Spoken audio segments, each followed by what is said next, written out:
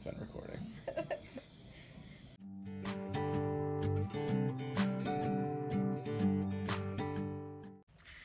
Hi guys, it is Tuesday, August 8th. Last night around 8 or 9 I think, I started having contractions and they were pretty consistent and they were getting like more intense and everything. Kurt and I didn't know what we should do, so we stayed up for a while, and then both of us were like too eager and anxious and excited to sleep. But then finally around like 1 we decided we should probably get some sleep because we didn't know what was going to happen after that. So we went to bed, and then I woke up at like 5 to go to the bathroom, and I wasn't having any contractions at that point, but once I laid back down I started to notice them again, and they were consistent for like another hour, and then I fell back asleep. And then when I woke up at 7:30 I didn't have any, but after I was up for a little bit I noticed them, but they weren't consistent. So I decided to go to work. So I went to work all day, had contractions all day. They weren't really consistent. I'd go for like an hour where they would be, and I'd be like, okay, it's happening. And then they would be inconsistent again. So I'm currently walking the driveway. That's why I'm like winded. Because you can't really tell, but that's like a little hill. And when you're pregnant, when you're pregnant, everything is a workout. So I'm walking the driveway to try to walk this baby out of me. So this will probably be the beginning of my labor and delivery vlog, which is just crazy. I can't believe it. I can't believe it. I have so many mixed feelings. It's Thursday, August 9th, our due date, 7:30 in the morning. Tuesday night, I was awake a lot of the night with contractions between like 5 and 6 minutes apart, and I called the hospital at 5 in the morning, and they said that I could come in if I wanted, or I could wait it out a little bit longer. So I tried to lay down and I was able to go to sleep, so I slept from 5 in the morning till 8, and then I went into work. And then yesterday, so yeah, I worked yesterday, and then yesterday my contractions started coming back a lot more in the afternoon. They were only like 10 minutes apart, but last night, Wednesday night, they got pretty intense. And they were like 10 minutes apart for a while, but they were extremely painful. So we called the hospital around, well, he called the hospital around 3, and they said that, again, we could come in or wait longer. So we tried to wait it out longer, and now that it's a couple hours later, they're, I think, roughly about 7.5 minutes apart, and still extremely painful. So at this point I haven't slept that much in the past 3 nights, probably about like 8 to 10 hours total. So, and I really wanted to do this naturally, but I'm just so tired and exhausted at this point that I'm not going to be able to. So we're on our way to the hospital now. We're at the hospital. They got me all hooked up to everything. I'm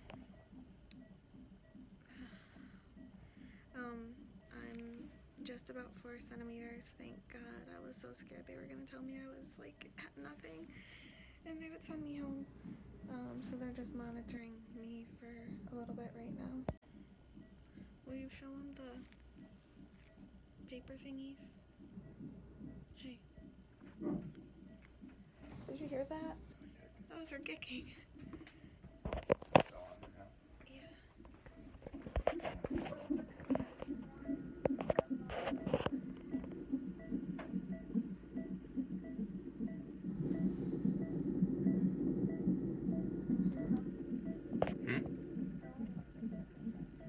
I don't know which one it is. This is the contraction one. The one all the way to the right, and those are something else.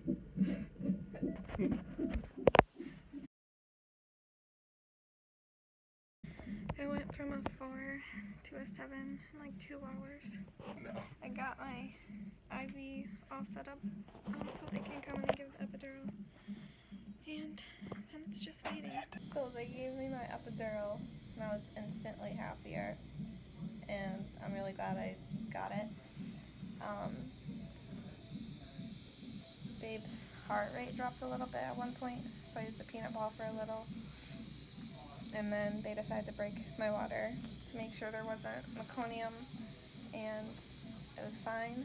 And so now we're just waiting again. Do you have any updates? Oh, and I got really sick at one point. That wasn't fun.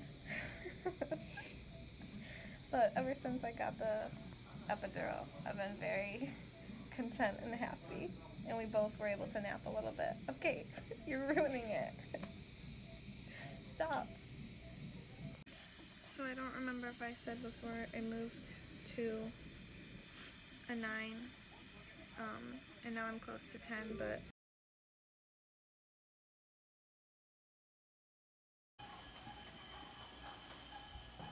well, hello, Mommy. There's your peanut.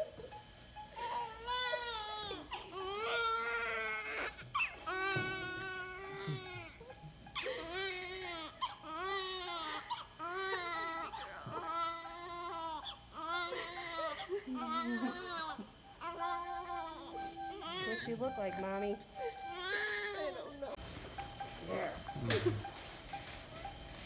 Yeah, Mommy. Is that your Mommy?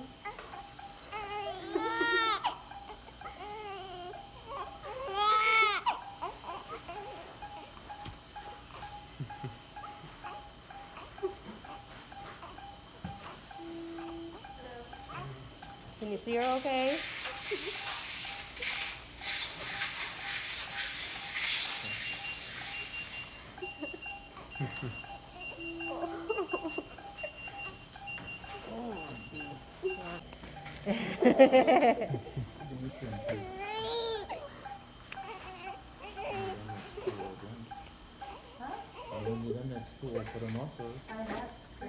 Yeah.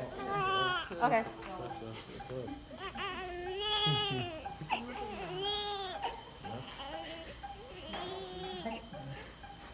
Did it, babe.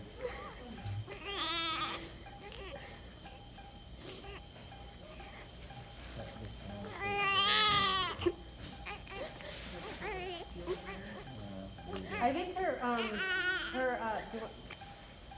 did you fill out the bracelet? It was on the warmer. No, I didn't bring it out. Is the bracelet still over there for the mom? Yeah. Okay. Yeah, I'm gonna put it on it. At some point.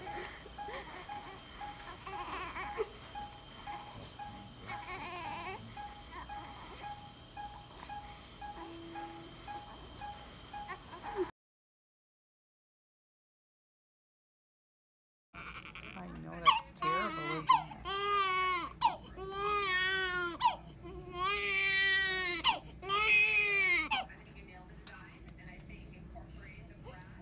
I know, just to make sure we're getting all that off.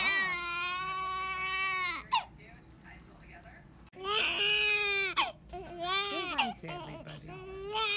Yeah, let them know all about your first bath and how mad you are. Right? I know.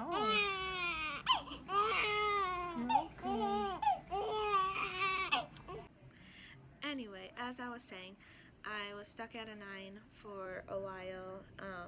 I got close to a 10, but we couldn't get baby to descend anymore. When I tried new positions, her heart rate would drop, and so we were just kind of seeing like what we could do.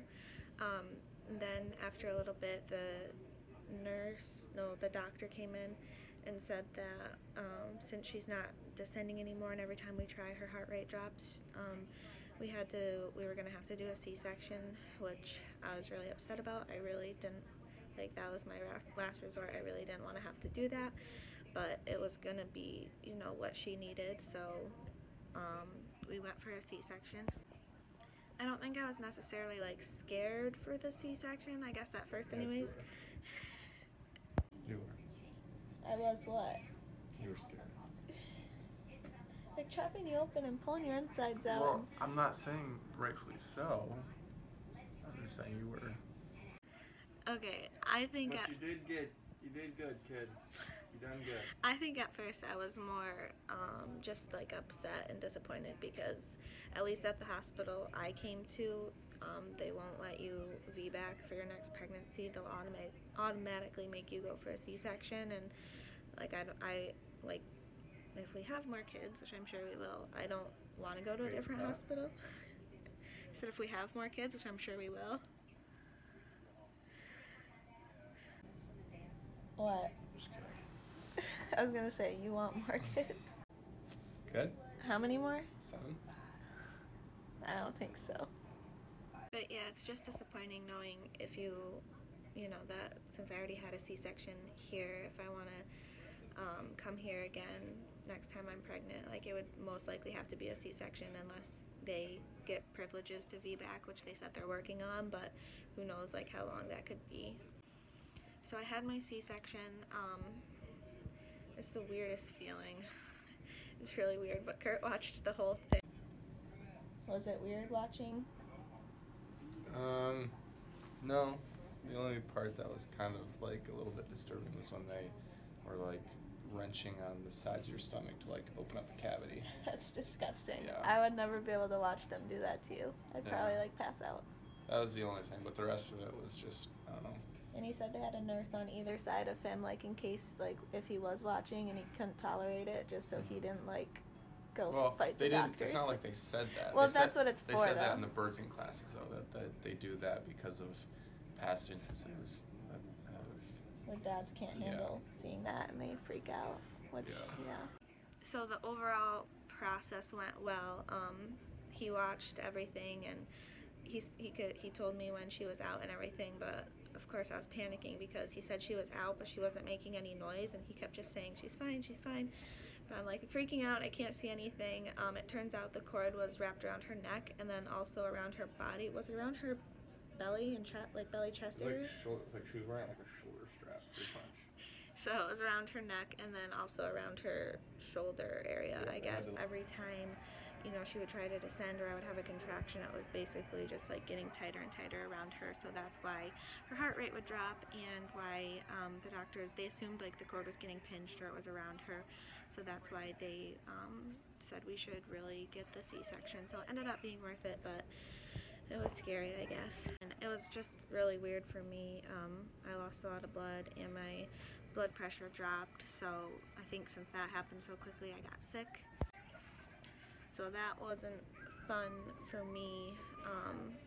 They took me to the recovery room and they said I would have to be there a half hour, but I ended up being there like I think a little over an hour just because of how much blood I had lost and everything. So that was hard. Like when she was first born, they took her out and like I couldn't see her at first. Kurt was able to go be with her, but you know, for the first 10 minutes I could just hear her cry, but I couldn't see her, so that really was hard. And they brought her over to me and put her on my chest, so I got to see her and kiss her, but my hands were like out like this and strapped down, so I couldn't even like touch her or anything, so that was really difficult. And then when I was in recovery for so long, that was hard because like I knew Kurt was with her, but you know, I'd barely been able to see her. I hadn't been able to like touch her or anything, so I was just really excited to get out of recovery and come back and see her. So she was born at 8. I didn't get back to our room to be able to see her until like 10, and then we spent, you know, just an hour of just us 3, which was really nice. And my parents were here, so they came into our room at like 11. And then yesterday, you know, we had a lot of visitors and everything, but she's been doing really good feeding. What else should I say? What? We're doing good. We're getting the hang of it, and she's been really content. The first night we set our alarm every 2 hours to make sure she was getting, you know, fed and everything. And then last night we didn't set our alarms, and she started cluster feeding around like 8, between like 8 and midnight. She cluster fed a lot, and then she actually slept from like midnight until like 3-ish. Well, they came in to give me medicine at midnight, and they wanted to do some more tests for her, but she wasn't awake, so they said next time she wakes up, just, you know, bring her out and we'll do the testing. And she hadn't woken up, so they came in at 3, and I said that they could take her, and so when they brought her back, I fed her then. And then I didn't feed her again until like 8 this morning, so they said with cluster feeding she'll sleep longer, you know, for longer periods of time. And the doctor or nurse or whoever said that, she asked us this morning if we were going to go home today, and we said that we were told it would either be today or tomorrow, which is either Saturday or Sunday, but we would just have to see like what her pediatrician said. And so we were hoping to go home today, but then we found out that she has jaundice, so we're doing a lot more skin to skin, and we have the shades open, and we're trying to, you know, get that, her levels, her bilirubin, I don't know, levels down or whatever, and if that doesn't work, we'll use some like lamps and everything, so hopefully that fixes itself. This is Arabella Saige Widrick, our little cutie. She had the blanket off her, but we're trying to, or I just wanted to show you guys her, so I put the blanket on her.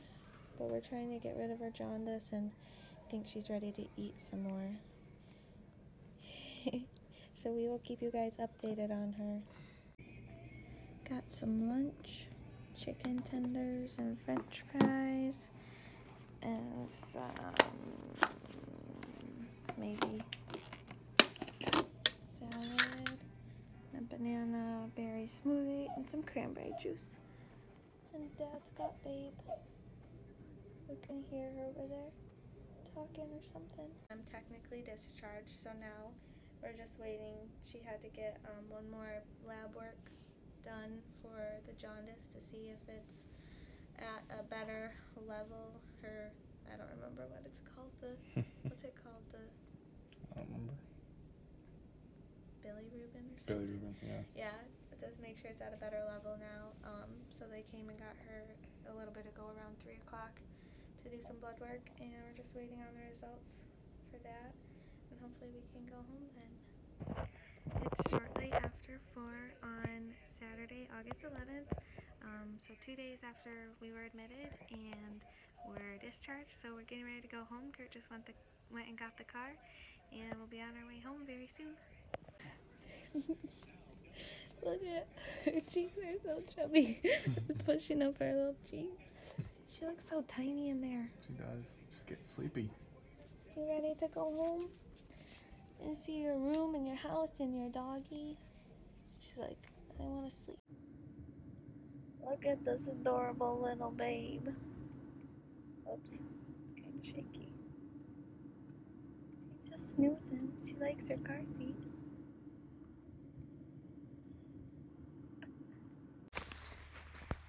We're home.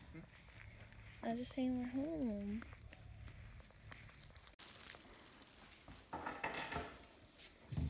She doesn't even know that we're home. She's waking up. He's checking out our new house. What do you think? She's like, not too bad. It'll do. It'll do. What do you think, baby girl? All right, babe. Can you sit, Nala? Sit. She has no idea. She has no idea. What do you think, Nala? Oh, human. Sit. Sit.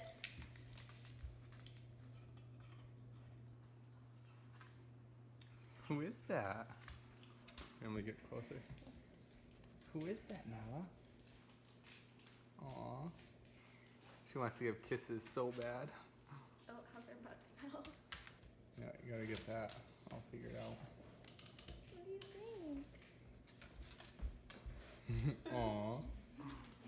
She's like bopping her. What is that, Nala? She's not really sure. What do you think, Nala? Weird. Not too close to her face. What do you think? She's like, you replaced me. Yeah. Smaller and smellier. does not like Bella's like, what the heck? So many sniffs. All right.